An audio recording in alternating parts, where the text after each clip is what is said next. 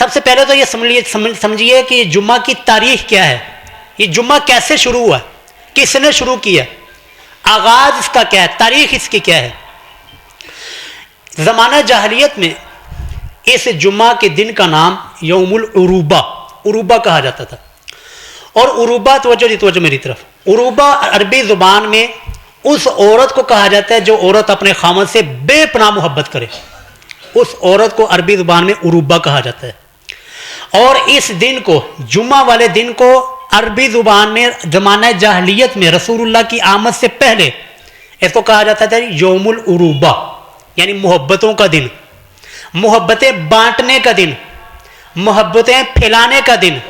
لیکن کتنے افسوس کی بات ہے، جو دن محبتیں بانٹنے کا تھا، محبتیں پھیلانے کا دن تھا، لوگوں کے دل جوڑنے کا دن تھا، آج وہی دن نفرتیں پھیلانے کا دن بن چکا ہے۔ آج کے دن ہی میں ممبروں کے اوپر فرقہ واریت پھیلائی جاتی ہے، آج ہی کے دن نفرتیں بانٹی جاتی ہیں، لوگوں کو ایک دوسرے سے توڑا جاتا ہے، توڑنے کی باتیں کی جاتی ہیں، جبکہ زمانہ جاہلیت میں اسلام کے آنے سے پہلے بھی یہ دن محبتوں کا دن ہوتا تھا۔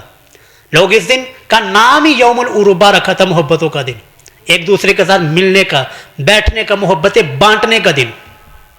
تو پھر یہ یوم العروبہ سے یوم الجمعہ کیسے ہوا، یہ توجہ سے سنیے گا۔ اسی دن پھر اہل عرب نے زمانہ جاہلیت میں، رسول اللہ کی ابھی آمد نہیں ہوئی، ابھی رسول اللہ دنیا میں تشریف نہیں لائے، آپ کے جد امجد جن کا نام تھا کعب بن لؤی، کیا نام تھا جی؟ کعب بن لؤی، یاد رکھیے گا، کعب بن لؤی جی آپ کے جد امجد میں آتے ہیں۔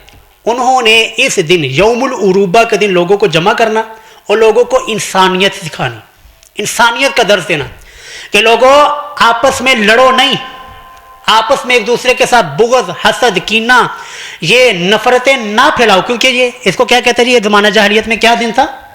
یوم العروبہ، محبتوں کا دن۔ تو یہ کعب بن لؤی جو کہ رسول اللہ کے جد امجد تھے، ان کو یہ درس دیا کرتے تھے، بتایا کرتے تھے کہ یہ محبتیں بانٹنے کا دن، اس دن لڑا نہ کرو، اس دن نفرتیں نہ پھیلایا کرو، جنگ اس دن نہیں ہونی چاہیے، کیونکہ قبائل آپس میں لڑتے، جگڑتے، مرتے، تلواروں کے ساتھ کاٹتے ایک دوسرے کو۔ تو یہ پھر اس دن جو ہے نا لوگوں کو اکٹھا کر کے، یوم العروبہ کے دن اکٹھا کر کے لوگوں کو واضح نصیحت کیا کرتے۔ پھر یہ آگے اسلام آیا، رسول اللہ صلی اللہ علیہ وسلم دنیا میں تشریف لائے، آپ کی دعوت مدینہ منورہ کے اندر پھیلتی ہے۔ آپ کے ایک جانثار، آپ کے صحابی حضرت سعد بن زرارہ رضی اللہ تعالی عنہ، سعد بن زرارہ رضی اللہ تعالی عنہ نے